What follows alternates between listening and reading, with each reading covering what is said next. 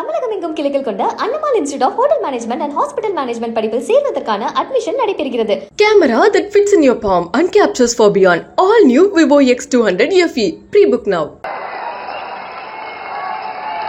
Vanakkam Cholamandalam.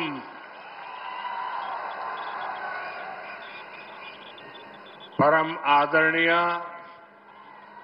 आदिनम मठाधीशगण, Chinmaya mission के स्वामीगण, तमिलनाडु के governor RN. Ravi ji, cabinet में मेरे सहयोगी डॉक्टर एल. मुरुगन जी, स्थानीय सांसद थिरुमा बलवन जी, मंच पर मौजूद तमिलनाडु के मंत्री, संसद में मेरे साथी आदरणीय श्री इलैयाराजा जी, सभी ओदवारों, भक्त, स्टूडेंट्स, कल्चरल हिस्टोरियंस और मेरे प्यारे भाई और बहनों, नमः शिवाय। नमः शिवाय। वार्धा नादन ताल वार्धा इमेई पोळदम येन नेंजिल निंगादान ताल वार्धा।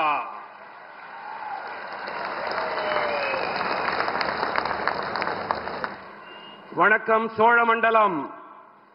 பெருமதிப்பிற்குரிய ஆதீனங்களே, மடாதிபதிகளே, சின்மயா மிஷனைச் சேர்ந்த சுவாமிமார்களே, தமிழ்நாட்டின் ஆளுநர் மாண்புமிகு ஆர்.என். ரவி அவர்களே, அமைச்சரவையின் என் சகாவான டாக்டர் எல். முருகன் அவர்களே, தொகுதியின் நாடாளுமன்ற உறுப்பினர் தொல்காப்பியன் திருமாவளவன் அவர்களே, மேடையில் அமைந்திருக்கும் தமிழ்நாட்டின் அமைச்சர்களே, மக்கள் அவையில் என்னுடைய சகாவான இசைஞானி இளையராஜா அவர்களே, அனைத்து ஓதுவார்களே, பக்த கோடிகளே, மாணவர்களே, கலாச்சார வரலாற்றாளர்களே, எனது சகோதர சகோதரிகளே, நமசிவாய வாழ்க, நாதன் தாழ் வாழ்க, இமைப்பொழுதும் என் நெஞ்சில் நீங்காதான் தாழ் வாழ்க. मैं देख रहा था कि जब जब नयनार नागेंद्रन का नाम आता था, चारों तरफ उत्साह का वातावरण से एकदम से माहौल बदल जाता था। साथियों, एक प्रकार से राजराजा की ये श्रद्धा भूमि है और उस श्रद्धा भूमि में इलैयाराजा ने आज जिस प्रकार से शिव भक्ति में हम सबको डुबो दिया, सावन का मास हो, राजराजा की श्रद्धा भूमि हो और इलैयाराजा की तपस्या हो, कैसा अद्भुत वातावरण, बहुत अद्भुत वातावरण। और मैं तो काशी का सांसद हूं और जब ओम नमः शिवाय सुनता हूं तो रोंगटे खड़े हो जाते हैं। சகோதர சகோதரிகளே, நான் ஒரு விஷயத்தை கவனித்தேன். எப்போதெல்லாம் நயினார் நாகேந்திரன் அவர்களின் பெயர் கூறப்படுகிறதோ, உங்களிடத்திலே ஒரு உற்சாக கொப்பளிப்பை நான் கவனித்து விட்டேன். இது ராஜராஜ சோழனின் இடம். இந்த இடத்திலே அவையிலே என்னுடைய சகாவான இளையராஜா அவர்களின் சிவபக்தி இந்த மழை காலத்திலே இது மிகவும் சுவாரஸ்யமாக பக்தி நிரம்பியதாக இருந்தது. நான் காசியின் நாடாளுமன்ற உறுப்பினர். இங்கே இந்த சிவ கோஷத்தை கேட்கும் பொழுது எனக்கு உள்ளுக்குள்ளே மிகவும் பரவசமாக இருக்கின்றது. साथियों, शिव दर्शन की अद्भुत ऊर्जा, श्री इलैयाराजा का संगीत, उद्वार का मंत्रोच्चार वाकई ये स्पिरिचुअल एक्सपीरियंस आत्मा को भाव विभोर कर देता है। நண்பர்களே, சிவ தரிசனத்தால் அற்புதமான சக்தி. இளையராஜா அவர்களின் இசை, ஓதுவார்தம் மந்திர உச்சாடனங்கள், உண்மையிலேயே இந்த ஆன்மீக அனுபவம் என் ஆன்மாவை ஆனந்த வெள்ளத்தில் ஆழ்த்திவிட்டது.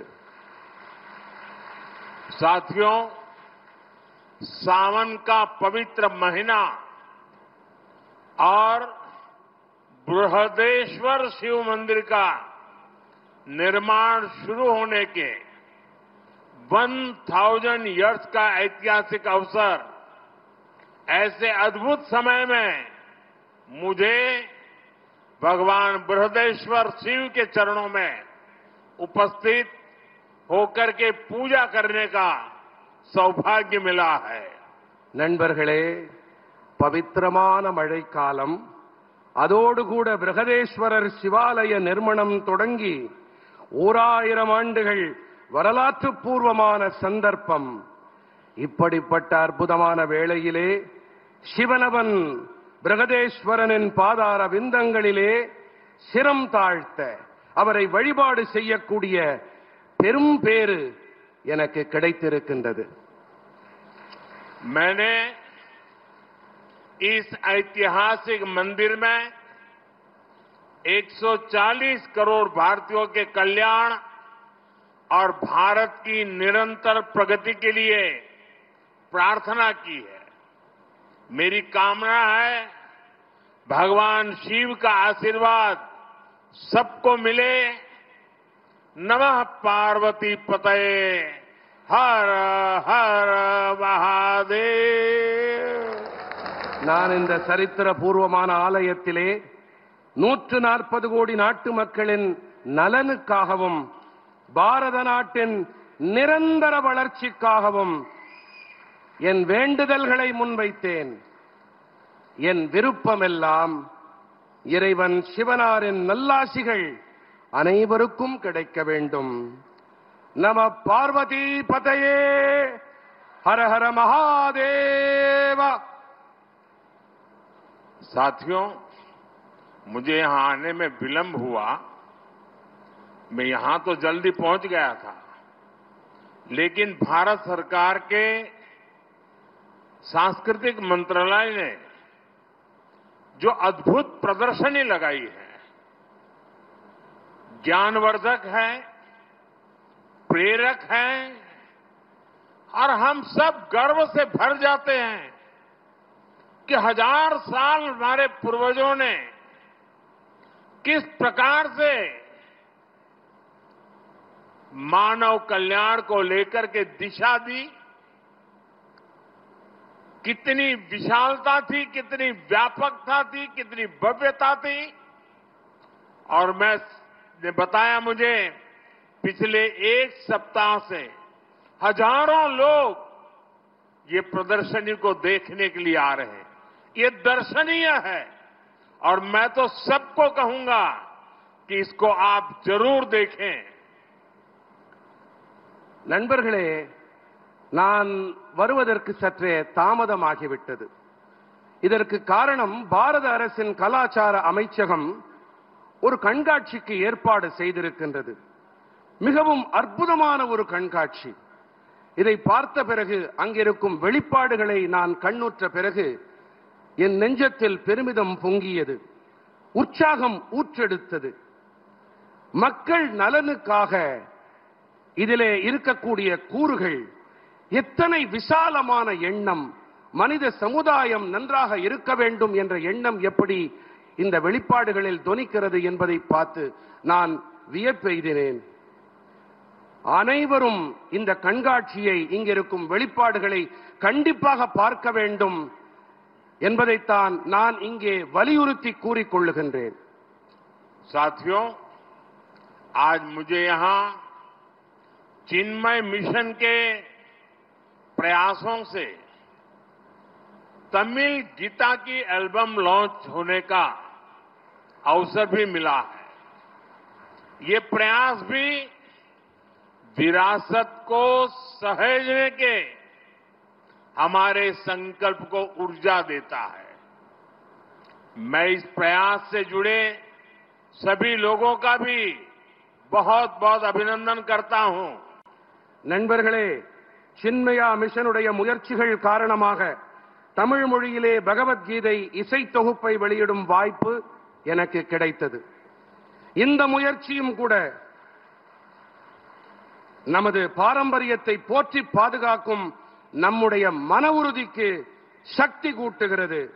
இந்த முயற்சியோடு இணைந்திருக்கும் அனைவருக்கும் நான் என் நெஞ்சார்ந்த பாராட்டுக்களை தெரிவித்துக் கொள்ளுகின்றேன். साथियों, चोला राजाओं ने अपने राजनयिक और व्यापारिक संबंधों का विस्तार श्रीलंका, मालदीव और दक्षिण पूर्व एशिया तक किया था। ये भी एक संयोग है कि मैं कल ही मालदीव से लौटा हूं और आज तमिलनाडु में इस कार्यक्रम का हिस्सा बना हूं. நண்பர்களே, சோழ அரசர்கள் தங்களுடைய அரசியல் மற்றும் வியாபார தொடர்புகளின் விரிவாக்கத்தை இலங்கை, மாலத்தீவுகள் மற்றும் தென்கிழக்கு ஆசியா வரை செய்திருந்தார்கள். நான் நேற்று தான் மாலத்தீவுகளிலிருந்து திரும்பி வந்தேன். இன்று தமிழ்நாட்டின் இந்த நிகழ்ச்சியிலே நான் கலந்து கொள்ளுகிறேன். மிக உவப்பெய்துகிறேன். हमारे शास्त्र कहते हैं शिव के साधक भी शिव में ही समाहित होकर उनकी ही तरह अविनाशी हो जाते हैं. इसलिए शिव की अनन्य भक्ति से जुड़ी भारत की चोला विरासत भी आज अमर हो चुकी है. நண்பர்களே, சிவபக்தர்களே, சிவனை வழிபாடு செய்பவனும் சிவபெருமானிலேயே கலந்து விடுகிறான், அவரைப் போலவே அழிவற்றவனாகி விடுகிறான் என்று நமது சாத்திரங்கள் ஓங்கி ஒலிக்கின்றன. ஆகையால் தான் சிவபெருமானிடத்திலே ஆழ்ந்த பக்தி கொண்ட பாரத தேசத்து சோழர்களின் பாரம்பரியமும் கூட இன்று அமரத்துவம் அடைந்து விட்டது. राजा चोला, राजेंद्र चोला, ये नाम भारत की पहचान और गौरव के पर्याय है. चोला साम्राज्य का इतिहास और विरासत ये भारत के वास्तविक सामर्थ्य का, ट्रू पोटेंशियल का उद्घोष है. ராஜராஜ சோழன், ராஜேந்திர சோழன், இந்த பெயர்கள் பாரதத்தின் அடையாளங்கள், கௌரவத்தின் இணை சொற்கள். சோழ பேரரசு, சோழ சாம்ராஜ்யத்தின் வரலாறு மற்றும் பாரம்பரியம் இவை பாரதத்தின் மெய்யான வல்லமையின் இயலாற்றலின் பிரகடனங்கள். ये भारत के उस सपने की प्रेरणा है जिसे लेकर आज हम विकसित भारत के लक्ष्य की ओर आगे बढ़ रहे हैं. मैं इसी प्रेरणा के साथ राजेंद्र चोला द ग्रेट को नमन करता हूं. பாரதத்தின் அந்த கனவு அளிக்கும் உத்வேகத்தால் உந்தப்பட்டு இன்று நாம் வளர்ச்சியடைந்த பாரதம் என்ற இலக்கை நோக்கி முன்னேற்றம் கண்டு வருகின்றோம். நான் இந்த உள்ளெழுச்சி காரணமாக பெரும் பராக்கிரமன் ராஜேந்திர சோழனை வழுத்துகின்றேன். पिछले कुछ दिनों में आप सभी ने आड़ी तिरुवादिरी उत्सव मनाया है. आज उसका समापन इस भव्य कार्यक्रम के रूप में हो रहा है. मैं इसमें सहयोग करने वाले सभी लोगों को बधाई देता हूं. கடந்த சில தினங்களில் நீங்கள் அனைவரும் ஆடி திருவாதிரை உற்சவத்தை கொண்டாடினீர்கள். இன்று அதன் நிறைவு இந்த மகத்தான நிகழ்ச்சி வாயிலாக நடைபெற்றுக் கொண்டிருக்கின்றது. நான் இதற்கு தோள் கொடுத்த அனைவருக்கும் என் நல்வாழ்த்துக்களை தெரிவித்துக் கொள்ளுகின்றேன். साथियों, इतिहासकार मानते हैं कि चोला साम्राज्य का दौर भारत के स्वर्णिम युगों में से एक था. इस युग की पहचान उसकी सामरिक ताकत से होती है. मदर ऑफ डेमोक्रेसी के रूप में भारत की परंपरा को भी चोला साम्राज्य ने आगे बढ़ाया था. इतिहासकार लोकतंत्र के नाम पर ब्रिटेन के मैग्ना कार्टा की बात करते हैं, लेकिन कई सदी पहले चोला साम्राज्य में कुड़ा वोलोई अमयिप से लोकतांत्रिक पद्धति से चुनाव होते थे. நண்பர்களே, சோழ சாம்ராஜ்யத்தின் காலகட்டம் பாரதத்தின் பொற்காலங்களில் ஒன்றாக இருந்தது என்று வரலாற்று ஆசிரியர்கள் கருதுகின்றார்கள்.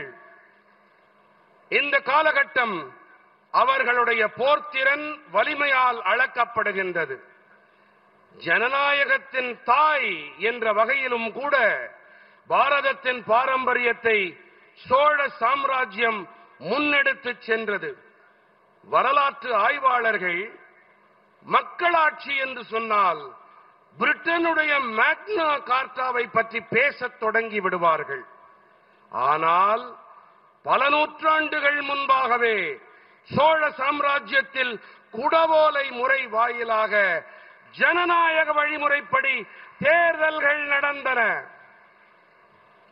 आज दुनिया भर में वाटर मैनेजमेंट और इकोलॉजी प्रिजर्वेशन की इतनी चर्चा होती है. हमारे पूर्वज बहुत पहले से इनका महत्व समझते थे. हम ऐसे बहुत से राजाओं के बारे में सुनते हैं जो दूसरी जगह पर विजय प्राप्त करने के बाद सोना, चांदी या पशुधन लेकर आते थे. लेकिन देखिए, राजेंद्र चोला की पहचान वे गंगाजल लाने के लिए है. वो गंगाजल ले आए थे. இன்று உலகெங்கிலும் நீர் மேலாண்மை, சூழலியல் பாதுகாப்பு ஆகியவை பற்றிய ஏராளமான விவாதங்கள் நடக்கின்றன.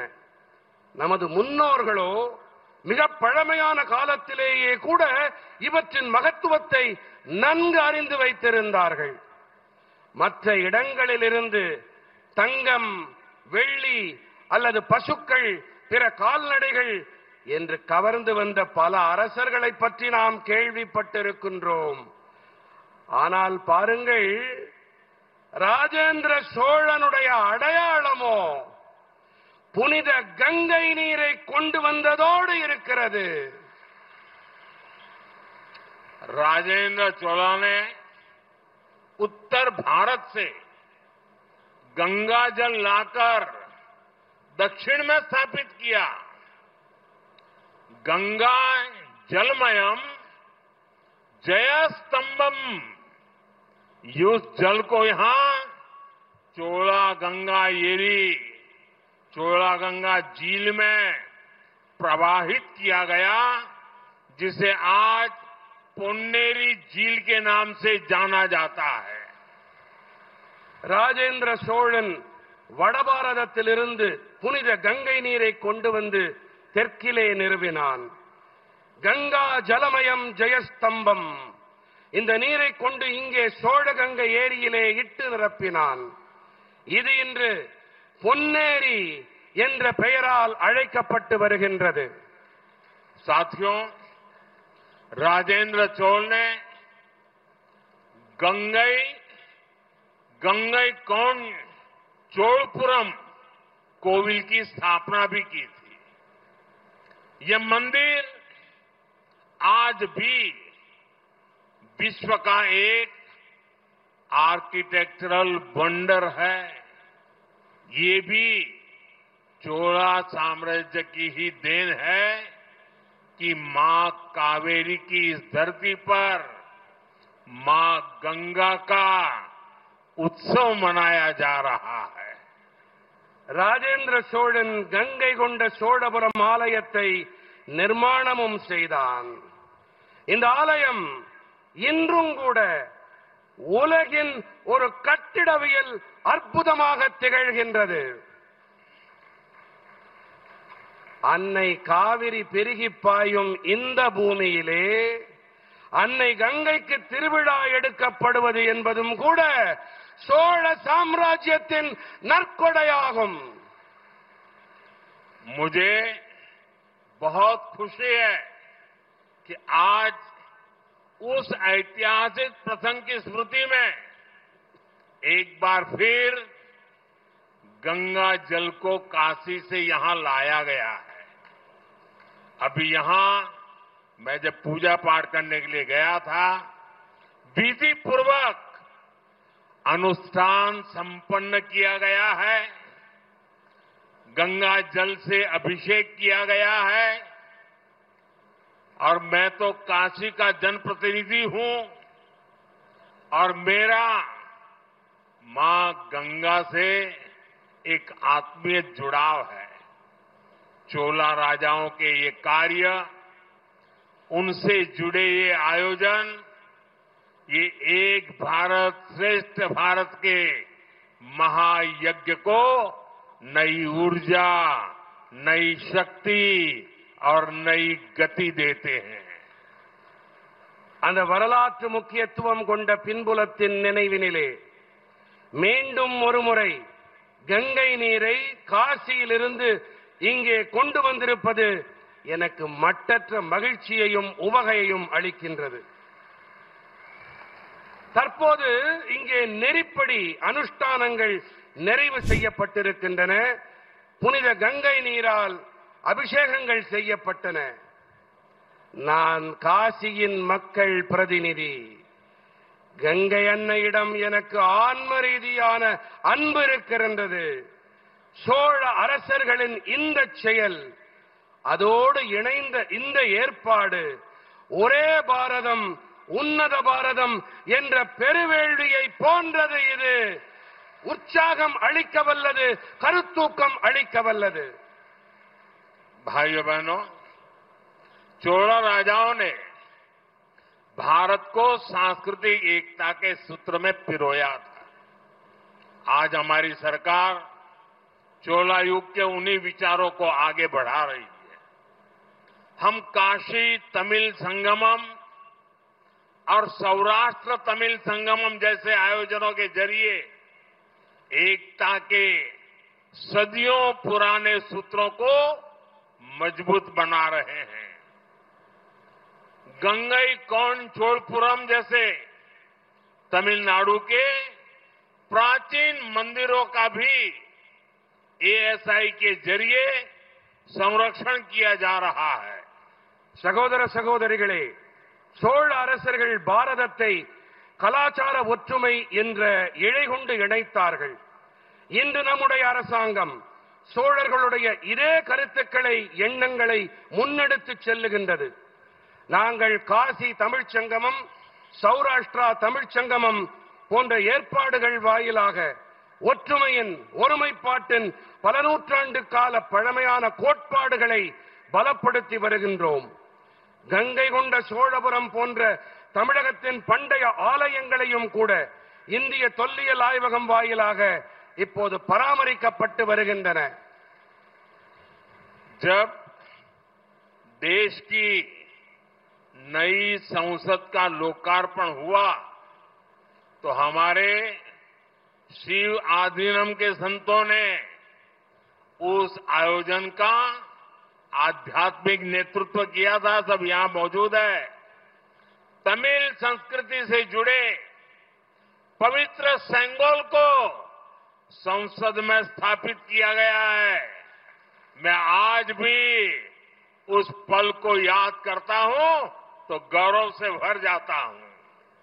தேசத்தின் புதிய நாடாளுமன்றம் நாட்டுக்கு அர்ப்பணிக்கப்பட்ட வேளையிலே நமது சிவாதீனங்கள் புனிதர்கள் அந்த நிகழ்ச்சியின் ஆன்மீக தலைமையை ஏற்றார்கள். இதோ அவர்கள் உங்கள் மத்தியிலே இங்கே வீற்றிருக்கின்றார்கள். தமிழ் கலாச்சாரத்தோடு இணைந்த புனிதமான செங்கோல் நாடாளுமன்றத்தில் நிறுவப்பட்டது. அந்த கணங்களை நான் இன்று நினைத்து பார்த்தாலும் கூட என் நெஞ்சம் பெருமிதத்தில் பொங்குகிறது. साथियों, मैंने अभी चिदंबरम के नटराज मंदिर के कुछ दीक्षितरों से मुलाकात की है। उन्होंने मुझे इस दिव्य मंदिर का पवित्र प्रसाद भेंट किया, जहां भगवान शिव की नटराज रूप में पूजा होती है। नटराज का ये स्वरूप, ये हमारी फिलॉसफी और साइंटिफिक रूट्स का प्रतीक है. நண்பர்களே, நான் இப்போதுதான் சிதம்பரம் நடராஜா ஆலயத்தின் சில தீட்சிதர்களை சந்தித்தேன். சிவபெருமான் நடராஜராக வழிபடக்கூடிய அந்த திவ்யமான ஆலயத்தின் பவித்திரமான பிரசாதத்தை அவர்கள் எனக்கு அளித்தார்கள். நடராஜரின் இந்த ஸ்வரூபம், இது நமது தத்துவம், அறிவியல் வேர்கள் ஆகியவற்றின் அடையாளம். भगवान नटराज की ऐसी ही आनंद तांडव मूर्ति दिल्ली के भारत मंडपम की शोभा भी बढ़ा रही है. इसी भारत मंडपम में G20 के दौरान दुनिया भर के दिग्गज नेता जुड़े थे. நடராஜ சுவாமியின் இதே போன்ற ஆனந்த தாண்டவ மூர்த்தி தில்லியின் பாரத் மண்டபத்தின் அழகுக்கு அழகு சேர்த்துக் கொண்டிருக்கின்றது. இதே பாரத் மண்டபத்தில் G20 போது உலகெங்கிலும் இருந்தும் உலக மகா தலைவர்கள் எல்லாம் குழுமினார்கள். साथियों, हमारी शैव परंपरा ने भारत के सांस्कृतिक निर्माण में बहुत बड़ी भूमिका निभाई है. चोला सम्राट इस निर्माण के अहम आर्किटेक्ट थे. इसलिए आज भी शैव परंपरा के जो जीवंत केंद्र है, तमिलनाडु उनमें बेहद अहम है. நமது சைவ பாரம்பரியம் பாரதத்தின் கலாச்சார நிர்மாணத்திலே மிகப்பெரிய பங்களிப்பை ஆற்றியிருக்கின்றது. சோழ பேரரசர்கள் இந்த நிர்மாணத்தின் முக்கியமான சிற்பிகளாக விளங்கினார்கள். ஆகையால்தான் இன்றும் கூட சைவ பாரம்பரியத்தின் உயிர்ப்புடைய மையங்களில் தமிழ்நாடு மிகவும் முக்கியமானது. महान म्यांमार संतों की लीगेसी, उनका भक्ति लिटरेचर, तमिल लिटरेचर, हमारे पूज्य आधीनमों की भूमिका, उन्होंने सोशल और स्पिरिचुअल फील्ड में एक नए युग को जन्म दिया है. பெருமைமிகு நாயன்மார் புனிதர்களின் சீர்மரபு, அவர்கள் யாத்த பக்தி காப்பியங்கள், செம்மொழியாம் தமிழ் மொழியின் இலக்கியம், நமது போற்றுதலுக்குரிய ஆதீனங்களின் பங்களிப்பு, அவர்கள் சமூக மற்றும் ஆன்மீக களங்களில் ஒரு புதிய யுகத்திற்கு பிறப்பளித்திருக்கின்றார்கள். साथियों, आज दुनिया जब इंस्टेबिलिटी, वायलेंस और एनवायरमेंट जैसी समस्याओं से जूझ रही है, ऐसे में शैव सिद्धांत हमें सॉल्यूशंस का रास्ता दिखाते हैं. நண்பர்களே, இன்று உலகம் நிலையில்லா தன்மை, வன்முறை மற்றும் சுற்றுச்சூழல் போன்ற பிரச்சனைகளில் உழன்று வரும் வேளையிலே சைவ சித்தாந்தம் நமக்கு தீர்வளிக்கும் பாதையை துலக்கி காட்டுகின்றது. आप देखिए, तिरुमूलर ने लिखा था, अनबे शिवम, अर्थात प्रेम ही शिव है, लव इज शिवा. आज अगर विश्व इस विचार को एडॉप्ट करे तो ज्यादातर क्राइसिस अपने आप सॉल्व हो सकती है.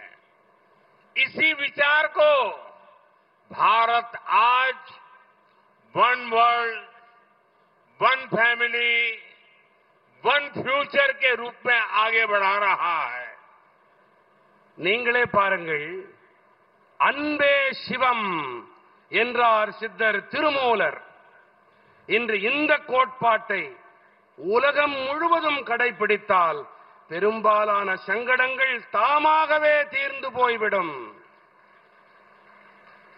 இந்த எண்ணத்தை தான் பாரதம் இன்று ஓர் உலகம், ஓர் குடும்பம், ஓர் எதிர்காலம் என்ற வகையினிலே முன்னெடுத்து சென்று கொண்டிருக்கின்றது.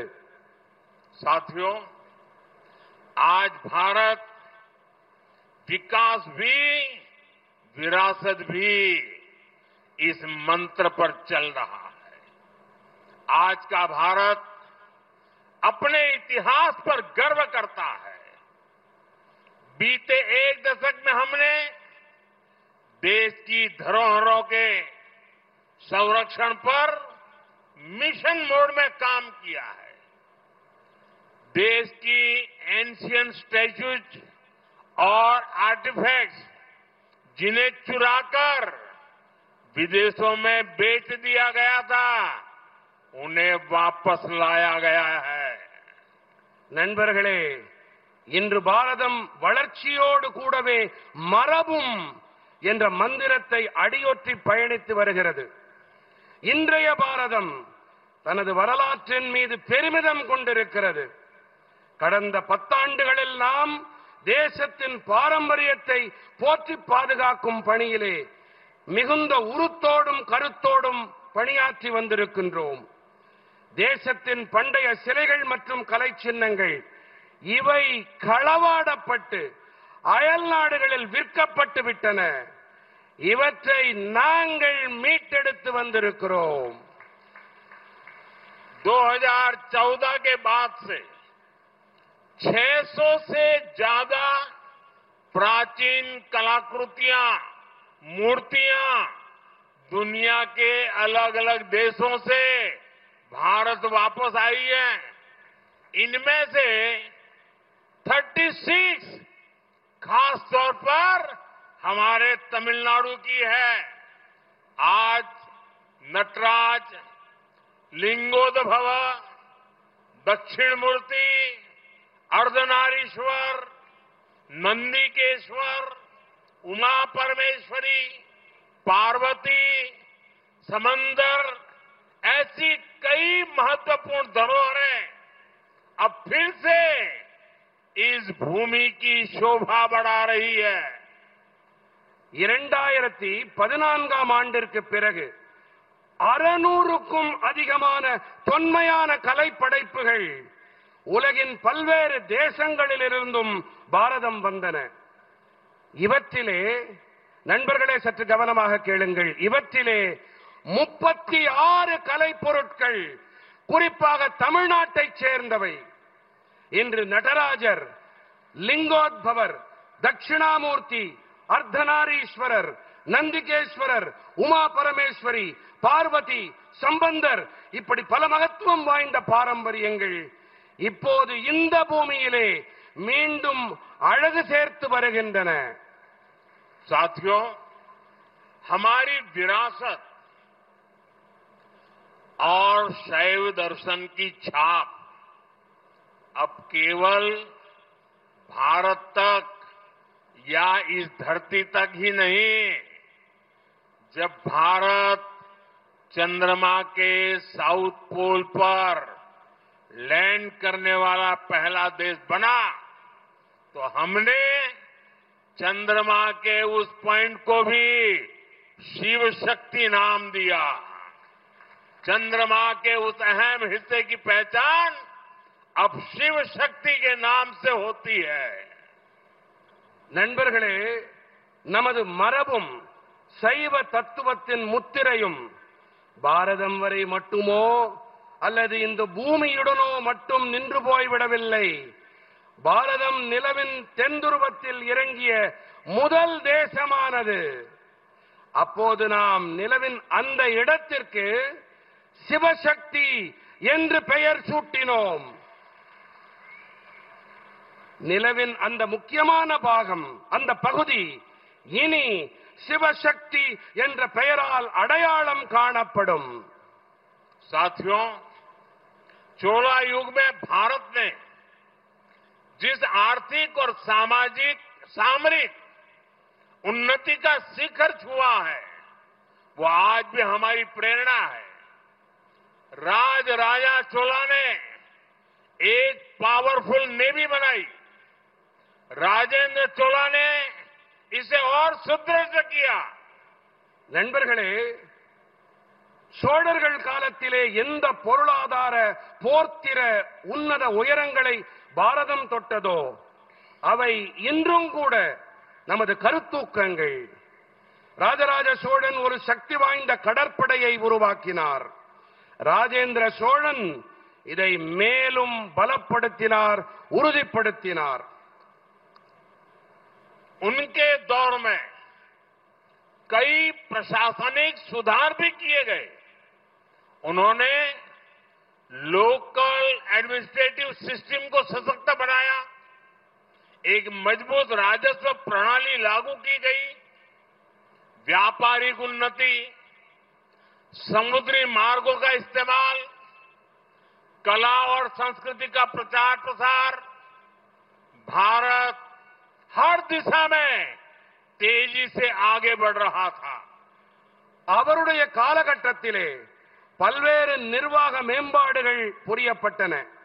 அவர் உள்ளூர் நிர்வாக அமைப்பினை சக்தியுடையதாக ஆக்கினார். ஒரு பலமான நிதி வழிமுறையை அமல் செய்தார்.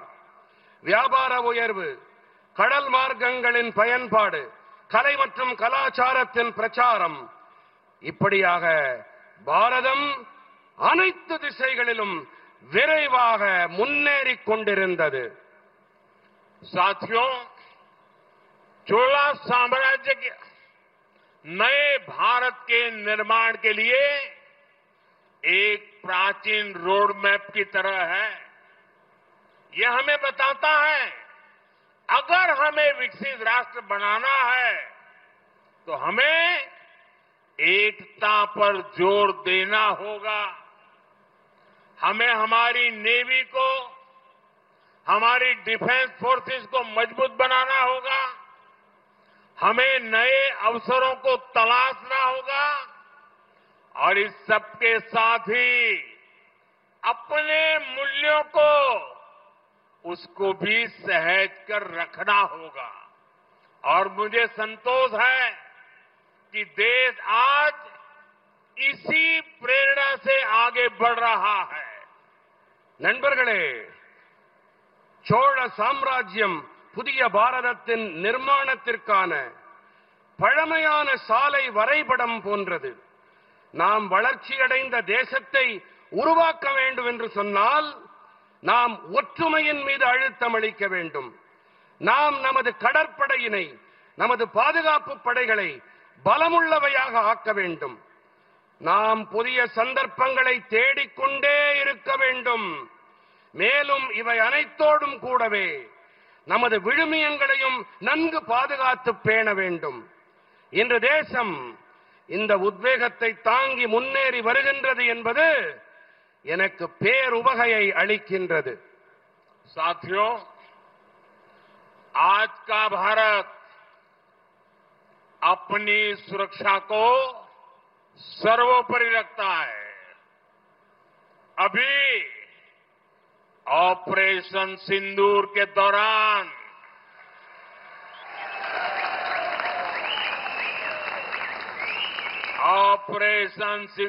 दौरान दुनिया ने देखा है कि कोई अगर भारत की सुरक्षा और संप्रभुता पर हमला करता है तो भारत उसे कैसे जवाब देता है। ऑपरेशन सिंदूर ने दिखा दिया है कि भारत के दुश्मनों के लिए, आतंकवादियों के लिए अब कोई ठिकाना सुरक्षित नहीं है। और आज जब मैं हेलीपैड से यहां आ रहा था, 3-4 किलोमीटर का रास्ता काटते हुए, और अचानक मैंने देखा एक बड़ा रोड शो बन गया और हरेक के मुंह से ऑपरेशन सिंदूर का जय जयकार हो रहा था। ये पूरे देश में ऑपरेशन सिंदूर ने एक नई चेतना जगाई है, नया आत्मविश्वास पैदा किया है और दुनिया को भी भारत की शक्ति को स्वीकार करना पड़ रहा है। நண்பர்களே, இன்றைய பாரதம் தனது பாதுகாப்பை அனைத்தையும் விட பெரிதாக கருதுகின்றது. யாராவது பாரதத்தின் பாதுகாப்பு மற்றும் இறையாண்மை மீது தாக்குதல் தொடுத்தால் பாரதம் எப்படிப்பட்ட பதிலடியை கொடுக்கும் என்பதை ஆபரேஷன் சிந்தூரின் போது உலகமே உற்று பார்த்தது. பாரதத்தின் எதிரிகளுக்கும் பயங்கரவாதிகளுக்கும் எந்த ஒரு மறைவிடமும் பாதுகாப்பானது கிடையாது என்பதை ஆபரேஷன் சிந்தூர் வெளிச்சம் போட்டு காட்டியது. நண்பர்களே, நான் இங்கே வந்தபோது அங்கே ஹெலிபேடிலே தரையை தொட்டேன். சற்றேறக்குறைய 3-4 கிலோமீட்டர்கள் தொலைவில் இருந்தது அது. அப்போது அங்கே சாலையிலே ஒரு ரோட் ஷோவிற்கு ஏற்பாடு செய்யப்பட்டிருந்தது. அனைவரிடத்திலும் ஆபரேஷன் சிந்தூரின் ஜெயகோஷம் அவர்கள் வாயிலே இதுவே மந்திர ஒலியாக ஒலித்துக் கொண்டிருந்தது. இதே உணர்வுதான் நாடு முழுவதிலும் இருக்கும் குடிமக்கள் மனதிலும் குரலிலும் ஒலித்துக் கொண்டிருக்கின்றது, பிரதிபலித்து வருகின்றது. நம் நாட்டில் மட்டுமல்ல, உலகமே இதை கண்டு வியந்து பார்க்கிறது. இந்தியாவின் வல்லமையை உலகம் தெரிந்து கொண்டு வருகின்றது. साथियों, हम सब जानते हैं कि राजेंद्र चोला ने गंगईकोंड चोलपुरम का निर्माण कराया तो उसके शिखर को तंजावुर के बृहदेश्वर मंदिर से छोटा रखा। वो अपने पिता के बनाए मंदिर को सबसे ऊंचा रखना चाहते थे। अपनी महानता के बीच भी राजेंद्र चोला ने विनम्रता दिखाई थी।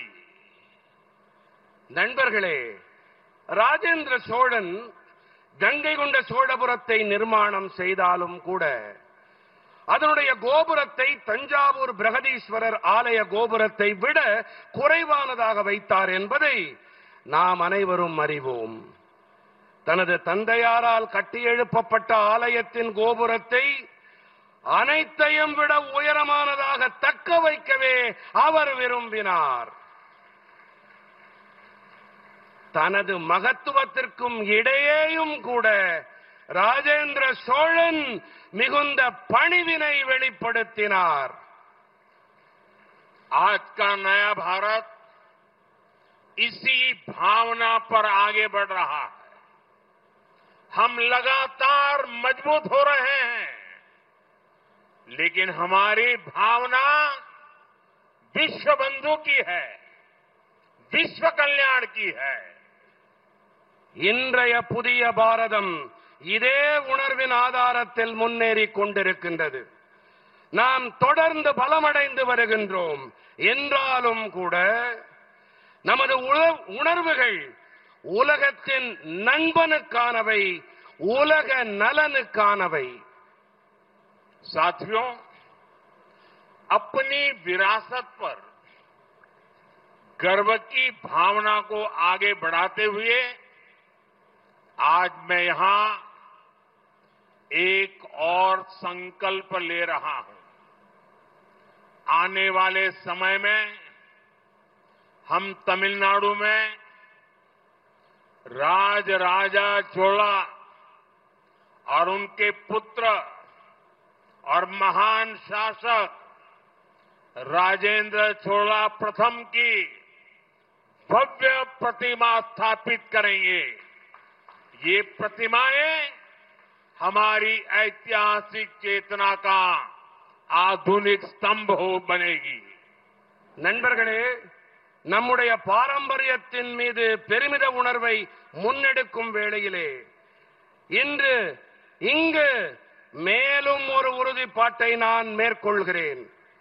வரவிருக்கும் காலங்களிலே நாம் தமிழ்நாட்டிலே ராஜராஜ சோழன் அவருடைய மைந்தன் மகத்தான ஆட்சியாளர் முதலாம் ராஜேந்திர சோழனுடைய பிரமாதமான உருவச் சிலையை நிர்மாணம் செய்வோம்.